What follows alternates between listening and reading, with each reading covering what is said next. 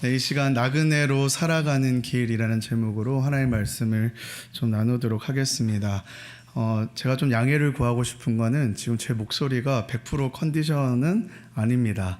아까 광고 드렸던 대로 저희 청년부 수련회를 너무 뜨겁게 하다 보니까 은혜는 잔뜩 가져왔는데 제가 목소리를 거기다 두고 왔어요. 그래서 혹시 제가 얘기하다가 갑자기 다운이 된다거나 잠기게 되더라도 좀 이해해 주시고 오늘 이 시간 우리에게 주시는 그 말씀에 좀 집중해서 좀 들었으면 좋겠습니다. 오늘 우리가 함께 보실 말씀은요, 베드로전서 말씀입니다. 신약 성경 뒤쪽에 조용하게 자리하지만 아주 짧은 말씀입니다. 그런데 불같은 편지의 성격을 가지고 있어요. 이 편지를 쓴 사람은 이 제목에도 나와 있지만 바로 사도 베드로입니다. 한때 예수님을 3번이나 모른다라고 부인을 했었던 그가 이제는 그 흩어진 고난받는 성도들을 향해 쓴 편지입니다. 그런데 여러분, 이 베드로가 편지를 보낸 이들이 누구입니까? 이 고향을 떠나서 이 로마 제국 곳곳에 흩어져서 자신의 그 믿음과 신앙 때문에 이웃들의 수군거림 속에서 살아가던 나그네들이었습니다. 베드로 자신도요, 여러 번 믿음에서 넘어져 본 사람이었기 때문에 그들의 흔들리는 마음을 누구보다도 잘 알았습니다. 먼저 그 자리를 지나온 그 목자의 마음으로 그 나그네들을 품고 오늘 이 시간 우리를 향하여서 흔들리지 말라고 권면하는 것이죠. 그런데 여러분, 우리가 이 신앙생활을 특히 오래 해보신 분들은 누구나 아는 현실이 하나 있습니다. 바로 이 주일 예배를 마치고 집으로 돌아가는 길이에요. 주일 오전에 이 자리에서 정말 마음이 뜨거워졌습니다. 찬양도 은혜스러웠고요, 말씀도 가슴에 박혔고, 정말 이번 한 주는 내가 뜨겁게 그 말씀대로 결단하면서 살아보자라고 하죠. 그런데 이 교회 문을 나서고 또 주일 오후가 지나서 또 월요일에 아침이 되면 무언가가 슬그머니 빠져나가더라는 거예요. 쌓인 집안일과 또 일린 밀감과 내일의 염려들이 밀려오고 또 누군가에게 상처를 받거나 또 부당한 일을 당하면 주일에 받았던 그 은혜가 어디로 갔는지 모를 때가 참 많다라는 것이죠. 사랑하는 여러분, 우리의 진짜 신앙 그리고 진짜 시험은 이 예배당 안에서만 일어나는 것이 아닙니다. 이 예배당의 문을 나서는 순간 사실 그때부터 시작이 되는 것이죠. 놀랍게도 오늘 이 본문이 바로 그 자리를 향해서 펼쳐진 말씀입니다. 산 위가 아니라 산 아래입니다. 주일날의 예배당의 자리가 아니라 여러분들이 마주해야 될 월요일 아침입니다. 거룩한 무대가 아니라 여러분들의 일상적인 그 삶의 한복판입니다. 오늘 11절을 보실까요? 그 11절이 답을 줍니다. PPT 넘겨주세요.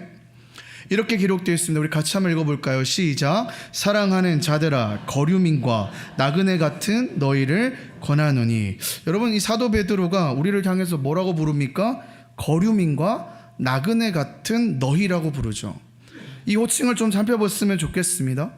이 거류민이라는 것은요, 그 땅에 살고 있긴 하지만 시민권이 없는 사람을 거류민이라고 하고요, 나그네는 무엇입니까? 잠시 머물다가 떠나가는 사람을 나그네라고 합니다. 그래서 이 두 단어가 함께 모이면요, 제가 써놨죠. 이 땅에 살기는 하지만 이 땅이 내 본향이 아닌 자라는 뜻을 가지게 됩니다.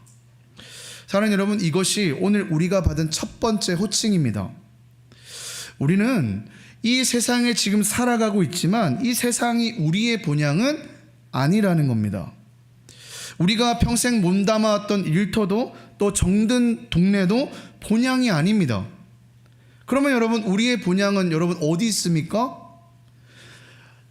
네, 뭐라고요? 천국. 감사합니다.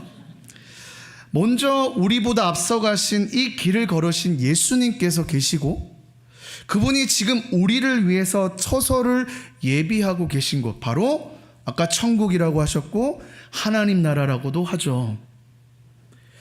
그리고 여러분, 그 집은 그냥 막연한 우리의 상상 속에 있는 이야기가 아닙니다. 이미 그 문은 우리를 향하여 활짝 열려 있어요. 먼저 돌아가신 그분이 그 죽음을 이기시고 무덤 문을 부수며 걸어 나오신 그 자리에서 우리가 돌아갈 그 본향의 길도 함께 열렸기 때문이에요. 우리에게는요, 이 땅의 주소보다 더 깊고 확실한 그 시민권, 곧 하늘의 본향의 시민권이 우리 가운데 있다라는 거예요. 그런데 여러분, 이 시민권은요, 죽어서 효력이 생기는 것이 아닙니다. 바로 오늘 이 땅을 살아가는 지금 이 순간부터 우리를 그 나라의 백성으로 살게 하시는 살아있는 신분이라는 거예요. 그러면 그 본향이 아닌 곳에서 우리는 도대체 어떻게 살아가야 하느냐는 거죠. 어차피 곧 떠날 것이니까 그냥 적당히 타협하면서 살아가야 할까요? 아니면 반대로 이 세상을 원수처럼 여기고 그냥 담을 쌓고 살아가야 할까요? 오늘 이 베드로 사도가요, 우리에게 정답을 알려줍니다. 세상이 상상하지도 못한 완전히 새로운 길을 제시합니다. 결론부터 얘기하면요, 칼을 들지 않고 도리어 선을 행함으로써 이 세상을 이기는 길이에요. 오늘 본문이 던지는 이 세 가지의 진리를 좀 함께 나누면서 좀 함께 말씀을 나누었으면 좋겠습니다. 첫 번째는요, 우리는 세상에 보여지는 자라는 거예요. 그런데 그 전에 우리 안에서 좀 정리가 돼야 될 것이 있는데 11절을 좀 다시 보실까요? 다음 장면입니다. 베드로는 먼저 우리의 이 문제를 좀 짚어냅니다. 우리 안의 문제를 제가 읽어보겠습니다. 영혼을 거슬러 싸우는 육체의 정욕을 제어하라. 영혼을 거슬러 싸우는 육체의 정욕이라고 하고 있죠. 여기서 특별히 이 싸우는 이라는 표현이 참 무겁게 다가옵니다. 이게 가벼운 말이 아닙니다, 여러분. 군대가 진을 치고 전투를 벌이듯이 실제로 전쟁이 벌어진다는 뜻이에요. 여러분, 이 육체의 정욕이 무엇입니까? 탐욕이 있고요, 이기심이 있고요, 또 분노가 있습니다. 근데 이거는 그냥 가만히 두면 냅둘 수 있는 가벼운 감정들이 아니죠. 우리의 영혼을 통째로 점령하려고 치밀하게 계획을 세우려고 밀려오는 적군과 같은 것들이라는 거예요. 그래서 베드로는 우리를 향하여서 그 마음에 있는 것들을 제어하라고 지금 얘기하고 있어요. 막연히 참으라는 게 아닙니다. 밀려오는 적군을 맞아서 진을 치고 맞서 싸우라고 얘기하고 있어요. 근데 여러분, 이 싸움은요, 우리가 살면서 매일 치르는 싸움이에요. 어떤 게 있을까요? 치밀어 오르는 이 분노를 한번 좀 참아보는 것. 눈앞에 쉬운 이익이 있지만 그냥 그것을 그대로 취하는 것이 아니라 한번 멈춰서서 생각해보는 것. 남을 헐뜯는 말을 입 밖으로 내지 않는 것. 바로 이 사소해 보이는 자리에서 이 나그네는 사실 매일같이 그 싸움을 하고 있다라는 거예요. 근데 여러분, 이 싸움은요, 이 나 혼자만의 문제로 끝나진 않아요. 이 안에서 싸움을 치르는 사람은요, 이제 밖을 향해서도 나가게 되는데요, 이 마음이 정리된 사람에게는 이 세상이 그를 지켜보는 자리가 열리기 때문이에요. 그래서 이 베드로가요, 곧바로 우리의 시선을 밖으로 돌립니다. 12절 보실까요? 우리 12절 같이 읽겠습니다. 시작. 너희가 이방인 중에서 행실을 선하게 가져 너희를 악행한다고 비방하는 자들로 하여금 너희 선한 일을 보고 오시는 날에 하나님께 영광을 돌리게 하려 함이라. 네, 여러분, 이 단어를 꼭 붙잡으셨으면 좋겠어요. 너희 선한 일을 보고라고 되어 있죠. 이 보고라는 건요, 잠깐 흘낏 보는 그 얘기를 하는 게 아니에요. 가까이서 지켜본다는 말입니다. 오랫동안 또 끈질기게 본다는 말이에요. 이게 무슨 말입니까? 아까 제가 본론을 들어가면서 그 얘기를 했죠. 우리는 뭐라고 했죠? 보여지는 자라고 했지 않습니까? 우리가 원하든 원하지 않든 세상은요, 우리를 유심하게 쳐다보고 있어요. 생각해 보십시오. 누군가가 여러분들에게 이렇게 묻는 겁니다. 교회 다니시죠? 이런 얘기 들어보셨습니까? 그 순간에 그 질문을 하는 그 마음 속에는요, 보이지 않는 카메라가 이제 작동이 되는 거예요. 이 사람이 평소에는 어떻게 사는지를 한번 살펴보자. 그리고 그 카메라는요, 쉽게 꺼지지 않습니다. 직장에서 나를 살펴보는 그 후배 앞에, 집에서 며느리와 손주 앞에, 늘 마주치는 그 이웃 앞에서 그 카메라는요, 조용히 이렇게 촬영하고 있다는 거죠. 신앙생활을 오래 하신 분들, 또 세상살이를 오래 해보신 분들은 잘 아실 거예요. 이 한 사람의 신앙은요, 그냥 말에서만 드러나지 않죠. 평소의 삶의 자리에서, 또 태도에서, 또 말투에서 고스란히 다 드러납니다. 이 아랫사람을 대하는 방식에서, 또 어려운 사람을 만났을 때 그 반응에서 그 사람의 신앙이 그대로 투영되더라는 거예요. 여러분, 이때 당시에 1세기 시대의 그리스도인들이 바로 그런 자리에 있었어요. 황제를 신으로 떠받들던 그 사회 한가운데서 그들은 보여지는 자였어요. 그것도 사실은 곱게 보이지 않았어요. 황제 숭배를 거부한다는 이유로 이 사회를 어지럽히는 반역자라는 그 억울한 소리를 들으며 살아야 했어요. 그런데 베드로는요, 그들을 향해서 변명하지 말라라고 얘기해요. 오히려 뭐라고 하냐면 행실을 선하게 가지라라고 얘기합니다. 그리고 12절 끝에 놀라운 약속을 덧붙입니다. 파란색부터 제가 읽어볼게요. 비방하는 자들로 하여금 너희 선한 일을 보고 오시는 날에 하나님께 영광을 돌리게 하려 함이라. 지금 우리를 욕하는 그 사람이 언젠가 뭐예요? 하나님께 영광을 올려드린다는 얘기예요. 처음에는 교회 다니는 사람이 뭐 다르냐라고 비아냥거리지만 우리의 평일이 한 자리 한 자리 쌓이고 나면 어느 날 뭐예요? 이 사람은 정말 다른 사람이구나. 이 사람은 진짜 교회 다니는 사람이 맞구나. 인정하는 그 순간이 온다는 겁니다. 1세기 시대 사람들이 그렇게 살았어요. 지금으로부터 1900년쯤에 한 이를 모를 그리스도인이 남긴 편지 중에 이 디오그네투스에 보내는 편지라는 게 있습니다. 우리 다음 장면 넘겨 보실까요? 이렇게 기록되어 있습니다. 그리스도인들은 각기 자기 조국에 살지만 나그네처럼 산다. 시민으로서 모든 의무를 다하지만 나그네처럼 모든 것을 견딘다. 그들에게는 낯선 땅이 곧 조국이요, 조국이 도리어 낯선 땅과 같다. 그들은 땅 위에서 살아가지만 그들의 시민권은 하늘에 있다. 들으셨습니까? 이웃과 똑같이 먹고 똑같이 입고 똑같이 자녀를 낳고 살면서도 그 마음에 뿌린 그 본향만은 뭐요? 달랐다는 거예요. 사랑하는 여러분, 이것이 바로 보여지는 자의 삶입니다. 같은 자리에 있으면서도 뭐요? 다르게. 우리는 보여지는 자예요. 그러므로 보여지는 자로서 우리 안에는 영혼을 거스르는 그 정욕과 싸우고 또 밖으로는 선한 행실을 드러내며 살아가는 저와 여러분 되시기를 간절히 소망합니다. 그러면 그 선한 행실은 구체적으로 어디서 드러날까요? 이 세상의 카메라 앞에선 보여지는 자라면 어떤 모습이 우리의 삶에 찍혀야겠습니까? 놀랍게도 이 베드로는요, 우리가 가장 피하고 싶어하는 자리로 우리를 데리고 갑니다. 바로 이 국가의 권위의 자리입니다. 13절과 14절 보실까요? 제가 읽어보겠습니다. 인간의 모든 제도를 주를 위하여 순종하되 혹은 위에 있는 왕이나 혹은 그가 악행하는 자를 징벌하고 선행하는 자를 포상하기 위하여 보낸 총독에게 하라. 여러분, 이 베드로가 편지를 쓸 때 그때 그 왕의 이름이 누군지 아십니까? 로마 황제 네로였어요. 그리스도인들을 잡아서 사자굴에 던지고 십자가에 거꾸려 매달려서 죽일 바로 그 왕이 네로였어요. 베드로 자신도 사실 결국엔 이 네로의 박해 아래서 순교를 당했거든요. 그런데 지금 베드로가 그런 황제에서 지금 베드로가 뭐라고 합니까? 순종하라는 거예요. 그 왕을 존대하라는 거예요. 너무 충격적인 말이잖아요. 아니, 그러면 베드로가 지금 독재 권력에 굴복하라는 말입니까? 아니요.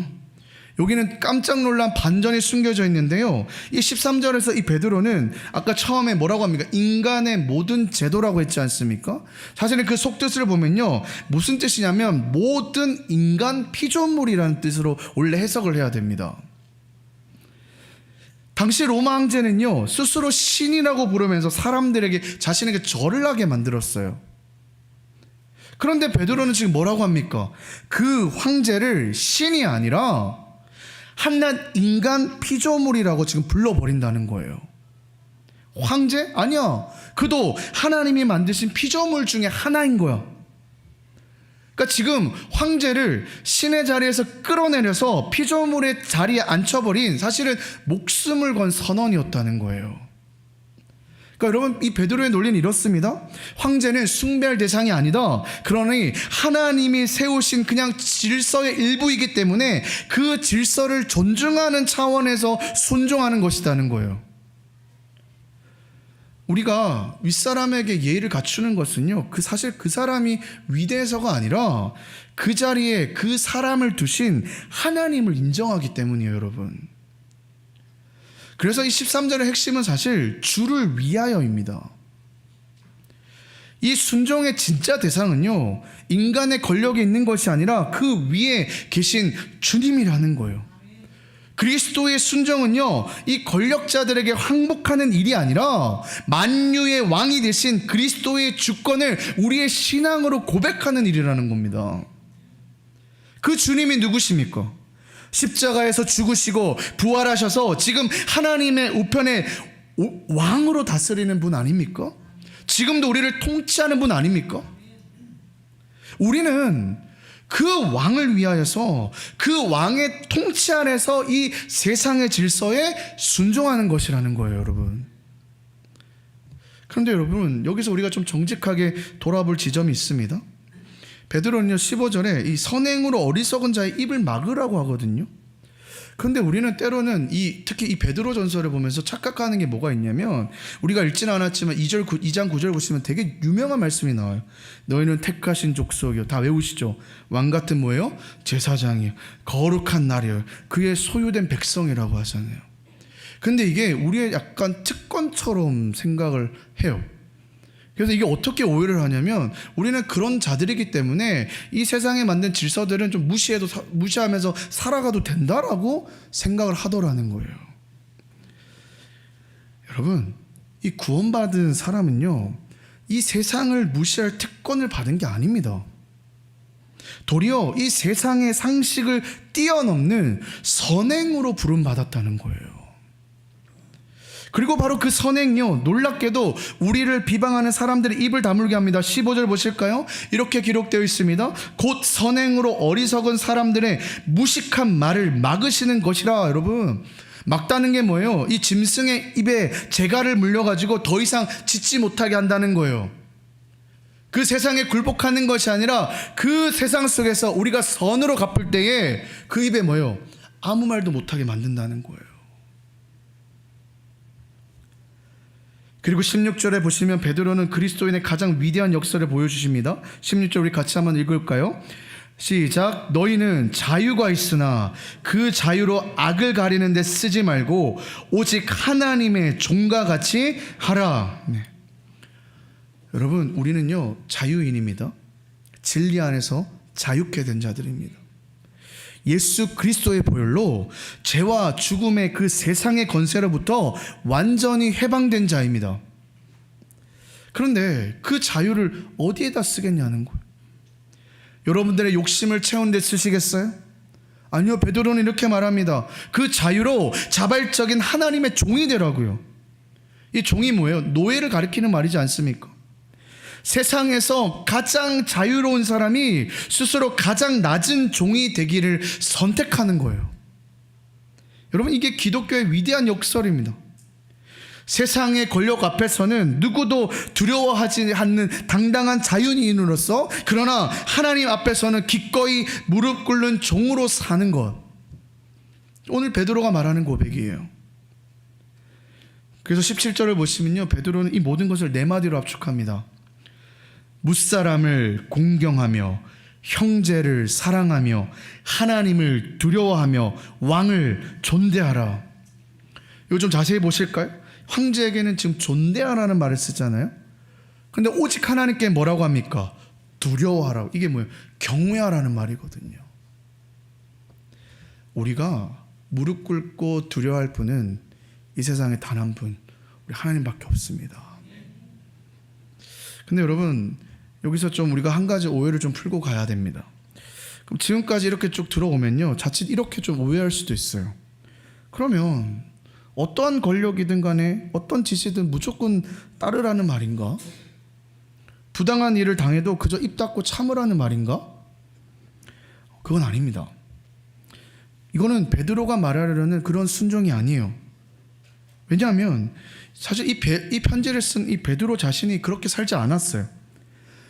이 사내들인 공회가 예수님의 이름으로 다시는 복음을 전하지 말라고 명령을 했을 때요, 베드로는 이렇게 말했습니다. 아래 있죠? 우리 같이 한번 읽어볼까요? 시작. 사람보다 하나님께 순종하는 것이 마땅하니라. 네, 이 복음을 전하지 말라는 명령 앞에서는 순종을 가르친 그 베드로가요, 도리어 단호하게 거절을 했더라는 거예요.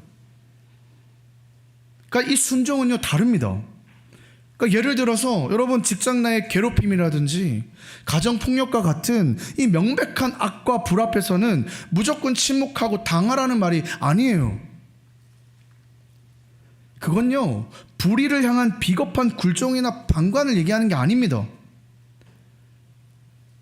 이 권위라는 게요, 이 하나님의 자리를 침범하려고 할 때는요, 그건 참는 문제가 아니에요.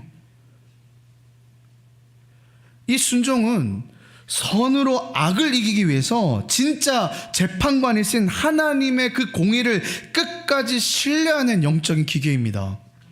만약에 여러분이 권력 앞에서 하나님의 권위를 넘는 것들이 있다면 우린 참지 말아야죠. 세상의 권력에는 순응하되 결코 그것을 우상으로 섬기지 않는 이 거룩한 나그네의 기계를 우리 가슴에 지금 심어준다는 겁니다. 사랑하는 여러분, 이 부당한 자리에서의 순종은요, 굴복이 아니라 하나님을 인정하는 신앙 고백인 줄 믿고 그렇게 고백하며 살아가는 저와 여러분 되시기를 간절히 소망합니다. 자, 그러면 여기까지 듣고 나면 우리 마음에 한 가지 좀 정직한 질문이 듭니다. 아, 목사님 참 좋은 말입니다. 그래, 근데 그렇게 사는 게 정말 가능합니까? 내 안에 밀려오는 그 정욕과 날마다 싸워서 이기고, 나를 비방하는 그 세상 앞에서 묵묵히 선을 행하고 부당한 사람 앞에서도 참고 살아간다는 게 이게 진짜 가능한 일입니까? 사람이 정말 그렇게 살 수 있어요? 당장 내일 아침에 눈 뜰 일 생각하면 자신이 없고 수년 동안 신앙생활을 해봐도 이건 참 지켜지지 않는 일인데요. 여러분, 오늘 그 질문에 베드로가 답을 줍니다. 베드로는요, 그냥 우리에게 이렇게 살라고 명령만 던져주지 않아요.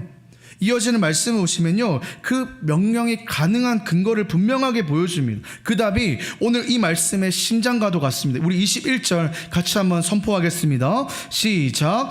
이를 위하여 너희가 부르심을 받았으니 그리스도도 너희를 위하여 고난을 받으사 너희에게 본을 끼쳐 그 자취를 따라오게 하려 하셨느니라.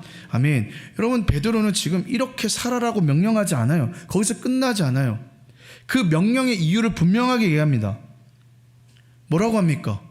그 길은 그리스도께서 먼저 걸으셨기 때문이라고 얘기하고 있어요. 여기서 그 자취를 따라오게라는 말이 참 깊어요. 이 자취는 뭐냐면 본래 이 발자국을 뜻합니다. 다음 장면 넘겨주시면요, 한겨울에 여러분 아무도 밟지 않는 그 깊은 눈밭을 한번 떠올려 보십시오. 이 무릎까지 차오르는 그 눈을 혼자 헤쳐나가는 건요, 여간 힘든 일이 아니잖아요. 한 걸음 옮길 때마다 푹푹 빠지고 길이 어딘지도 보이지 않아요. 그런데 누군가가 먼저 그 길을 밟고 걸어갔다면 뒤에 오는 사람은 뭐예요? 이야기가 완전히 달라지죠. 그 사람이 남긴 발자국만 따라서 가면 된다는 거죠. 여러분, 이게 무슨 뜻이겠습니까? 그리스도께서 우리 인생의 그 부당한 눈길 위를 먼저 한 걸음 한 걸음 더디고 가셨다는 거예요. 그분이 먼저 그 부당한 길을, 가장 깊은 고난의 길을 걸으셨다는 겁니다. 그래서 우리가 이 부당함을 어떻게 통과하냐고 막막해할 때 고개를 숙이면 이미 그분의 발자국이 거기에 찍혀 있다는 거예요. 우리는 그 발자국을요, 한 걸음 한 걸음 밟아가기만 하면 됩니다. 그러면 여러분, 이 발자국이 어떤 발자국입니까? 우리 잠깐 장면을 떠올려 볼까요? 예수님께서 빌라도 법정에 서 계십니다. 가장 아끼던 제자가 저 사람 모릅니다라고 부인했고, 거짓 정인들은 거짓말을 쏟아내면서 군중 얼굴에 침을 뱉습니다. 완벽한 부당함이에요. 죄 없으신 분이 가장 죄 많은 자처럼 정죄당하고 계셨어요. 그런데 그분이 그 자리에서 무엇을 하셨습니까? 성경은 이렇게 얘기합니다. 욕은 당하시되 맞대어 욕하지 아니하시고려고요. 한마디도 변명하지 않으셨어요. 근데 여러분, 그건요 무력함이 아니에요. 신뢰였습니다. 뭐에 대한 신뢰일까요? 예수님이 그 부당한 자리에서 침묵할 수 있었던 이유는 자신의 모든 것을 공의로 심판하시는 아버지께 맡기셨기 때문이에요. 진짜 재판관은 빌라도가 아니라 하늘의 아버지이심을 아셨기 때문이에요. 여러분, 이게 바로 우리에게 그어진 본입니다. 우리가 부당함을 만날 때, 억울한 일을 당할 때 사람 앞에서 변호받기를 잠시 내려놓고 공의로 심판하시는 그분께 우리의 인생을 맡기는 거예요. 여러분, 이거는 비겁한 침묵이 아닙니다. 가장 강한 신뢰예요. 그런데 베드로는요, 한 걸음 더 깊은 자리에 우리를 데려갑니다. 24절입니다. 우리 같이 읽을까요? 시작. 친히 나무에 달려 그 몸으로 우리를 죄를 담당하셨으니 이는 우리로 죄에 대하여 죽고 의에 대하여 살게 하려 하심이라. 그가 채찍으로 맞음으로 우리는 나음을 얻었나니. 여러분, 그분이 받으신 그 부당함은 사실 뭐예요? 우리의 사실 부당함이었죠. 그분이 맞으신 매는 사실 우리가 맞아야 될 매였습니다. 우리가 마음으로 사람을 미워하고 가장 사랑해야 될 사람을 가장 가까이서 상처를 입히고, 그 모든 죄를 그분이 친히 십자가에 올라가셔서 짊어지셨다는 거예요. 우리가 맞을 매를 그분이 맞으시고, 그래서 우리가 나음을 얻었다라고 고백을 할 수 있는 거죠. 여러분, 그 발자국은요, 이 무덤 앞에서 멈추는 발자국이 아닙니다. 그분은 그 깊은 눈밭을 끝까지 걸으셔서 사흘 만에 죽음의 저편으로 걸어 나오셨어요. 그러니 우리가 지금 하나하나 밟고 있는 이 발자국은요, 이 고난에서 멈추는 발자국이 아니라 부활의 아침으로 마침내 우리의 본향으로 이어지는 발자국이라는 거예요. 그러니까 여러분, 우리가 걷고 있는 이건요, 이 죽음의 무덤에서 끝이 아닙니다. 우리는 그 빈 무덤 저편의 본향을 그저 기다리기만 하면 되는 사람이라는 거예요. 이미 열린 그 길 위에서 먼저 가신 그분의 발자국을 밟으면서 오늘 하루를 그 나라 백성으로 걸어가는 사람입니다. 그리고 25절의 복음의 결론입니다. 우리 25절도 같이 한번 읽어볼까요? 시작. 너희가 전에는 양과 같이 길을 잃었더니 이제는 너희 영혼의 목자와 감독 되신 이에게 돌아왔느니라. 아멘. 길 잃은 양은 자기가 길을 잃은 줄도 모르죠. 한 걸음 한 걸음 멀어지다가 정신을 차려보면 우리에게 너무 멀리 와 있습니다. 그런데 그 양을 목자가 찾아오는 겁니다. 어깨에 메고 다시 데려옵니다. 우리가 돌아온 것 같지만 사실은 그분이 우리를 찾아오신 것이죠. 여러분, 그리스도는요, 우리에게 그냥 이렇게 하라 저렇게 하라 라고 명령만 하시는 것이 아니라 먼저 그 길을 걸으시고 우리 죄를 친히 짊어지시고 우리를 찾아오신 영혼의 목자이십니다. 바라기는 우리가 마주하고 있는 이 세상 속에서도 그 분의 길을, 나의 길을 개척하며 살아가는 것이 아니라 그분께서 먼저 걸으신 그 길을 함께 걸어가는 저와 여러분 되시기를 간절히 소망합니다. 말씀을 맺겠습니다. 여러분, 오늘 우리는요, 세 가지 진리를 함께 붙들었습니다. 보여주실까요? 우리는 첫 번째, 보여지는 자라는 겁니다. 두 번째는 뭐예요? 이 부당한 자리에서의 순종은 굴복이 아니라 신앙 고백이라는 거예요. 그리고 세 번째는 뭐예요? 그 길을 그리스도께서 먼저 걸으셨다는 겁니다. 이제 한 가지 질문으로 좀 봉하고 싶습니다. 여러분은 지금 어느 자리에 계십니까? 어떤 분은 오래 몸담은 일터에서 또 끝내 마음이 통하지 않는 사람과 부딪히면서 하루하루를 보내고 계십니다. 어떤 분은 가정 안에서 풀리지 않는 한 사람과 매일 씨름하며 살아가고 있습니다. 어떤 분은 평생을 바쳐서 일을 해왔는데 마지막에 억울한 오해를 받고 그 상처가 아직 마르지 않은 채 살아가고 계신 분들도 있습니다. 사랑하는 여러분, 바로 그 자리에 그리스도의 발자국이 이미 찍혀 있습니다. 그분도요, 그 길을 걸으셨어요. 부당한 법정 안에서 침묵당하셨고 십자가 위에서까지 아버지여 저들을 사하여 주시옵소서라고 기도하셨습니다. 그리고 그분이 오늘 우리에게 말씀하는 거예요. 나의 발자국을 밟아라. 너의 인생 위에 내가 먼저 그 본을 그어두었다. 그래서 여러분, 오늘 이 자리에 떠나실 때 딱 한 가지만 손에 쥐고 가셨으면 좋겠어요. 거창한 결심 말고 단 한 가지입니다. 이번 한 주간에 좀 나를 가장 가까이에서 지켜보는 단 한 사람을 좀 떠올려 보셨으면 좋겠어요. 매일 얼굴을 맞대는 아내도 좋고요, 남편도 좋고요, 오래된 직장 동료도 좋고요, 몸이 편찮으신 부모님도 좋고, 또는 나를 교회 다니는 사람으로 알고 있는 이웃도 좋습니다. 그 한 사람 앞에서 이번 주에 선한 일을 한번 행하기로 결단해 보십시오. 말로만 하지 마시고 그곳 가운데서 여러분들의 발자국으로 하나 남겨보셨으면 좋겠어요. 그 사람을 흘끗 보는 것이 아니라 끈질기게 보고 있다는 그 사실을 기억하며 그 시선 앞에서 이 그리스도의 발자국 하나를 찍어드리는 거예요. 그리고 그 한 걸음이 언젠가 그 사람을 하나님께 영광 돌리게 하는 씨앗이 되길 줄로 믿습니다. 여러분, 예배는 이제 곧 끝납니다. 예배당의 뜨거움도 머지않아 식을 겁니다. 그러나 사랑하는 여러분, 이 산 위에서의 신앙은 산 위에서 완성되는 것이 아닙니다. 산 아래에서, 월요일 아침에 여러분들의 자리에서 매일 마주하는 그 한 사람 앞에서 한 걸음 한 걸음씩 새겨지는 겁니다. 바로 그 평범한 자리가 그리스도께서 먼저 본을 보이시고 우리가 그 본을 따라 걷는 거룩한 학교입니다. 사람의 눈에는 지는 것 같아 보이고 같아도요, 하나님 앞에서는 가장 아름다운 자리예요. 그리고 그 길의 끝은요, 무덤이 아니라 다시 만날 아침입니다. 먼저 길을 걸으신 목자께서 그 아침에 우리를 기다리고 계시기 때문이에요. 그러니 여러분들이 걸어가고 있는 이 나그네 길은 결코 외로운 자리가 아니에요. 여러분, 이 자리를 이제 떠나서 각자의 삶으로 떠나갈 때 나를 가장 가까이서 지켜보는 그 한 사람 앞에 그리스도의 발자국을 꼭 남기셨으면 좋겠습니다. 그래서 이 나그네의 길 끝에 그 본향의 아침에 우리 모두 목자 되신 주님과 함께 다시 만나기를 간절히 소망합니다.